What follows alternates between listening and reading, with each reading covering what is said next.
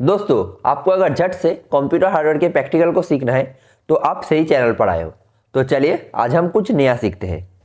तो आपको कैसे पता चलेगा कि कौन से प्रोसेसर कौन से यूज़र के लिए टारगेटेड है। मतलब आप अगर एक नॉर्मल यूज़र हो तो आपके लिए कौन से प्रोसेसर लेना सही होगा, वो आप कैसे जानोगे। तो उसके लिए हमने एक प्रेजेंटेशन आपके सामने रखता हूँ, जिसके ज़रिए जान सकते हो कि एक AMD वाले कौन से यूज़र्स के लिए कौन से प्रोसेसर को मैन्युफैक्चरिंग की है। तो चलिए उस प्रेजेंटेशन की ओर बढ़ते हैं। तो अब हम आ चुके हैं उस प्रेजेंटेशन पर, जहाँ पर हमने किस प्रोसेसर कौन सी यूज़र्स के लिए टारगेटेड है उनका एक इंट्रो आपके सामने रखा है। तो एथलॉन से स्टार्ट करते हैं। एथलॉन एक बजट प्रोसेसर है जो वाइड रेंज ऑडियंस को टारगेट करता है।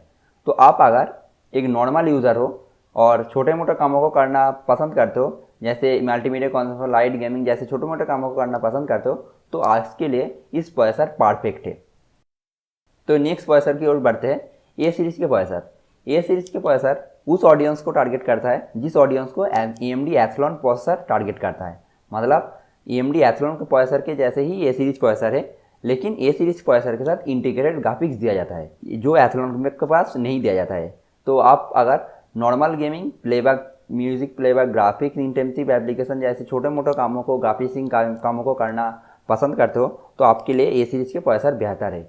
आपको प्रोसेसर खरीदने समय एक चीज़ का ध्यान रखना पड़ेगा, आप कौन से कामों को करने के लिए प्रोसेसर खरीद रहे हो वो ज़्यादा मैटर करता है। आपको अगर प्रोसेसिंग नॉर्मल कामों को करना है या नॉर्मल गेमिंग खेलना है तो ए सीरीज प्रोसेसर बेस्ट है।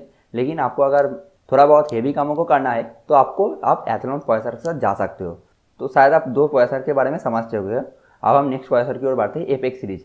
एपेक्स सीरीज एक प्रोसेसर एक बैकडेटेड प्रोसेसर है, लेकिन फिर भी इस लिस्ट में हमने शामिल किया है क्योंकि एपेक्स सीरीज के प्रोसेसर अभी भी थोड़ा बहुत चल रहा है और ये बेसिकली डिज़ाइन की गई है gaming, content creation, video editing करने के लिए। लेकिन इस प्रोसेसर की एक डिसएडवांटेज है, ये बहुत ज़्यादा हीट हो जाता है। तो उसके लिए इस प्रोसेसर में ज़्यादा परफॉर्मेंस नहीं दे पाता है। तो उसको सॉल्यूशन करने के लिए AMD वाले ने क्या किया, AMD वाले एपेक्स सीरीज को हटा के राइजन के प्रोसेसर लॉन्च किया है। तो चलिए राइजन प्रोसेसर की ओर बढ़ते हैं। तो राइजन प्रोसेसर की ओर देख सकते हो आप, अलग अलग कैटेगरी यहाँ पर डिफाइन की गई है जो कौन से प्रोसेसर कौन से यूजर्स के लिए डिज़ाइन की यहाँ पर बताया गया है।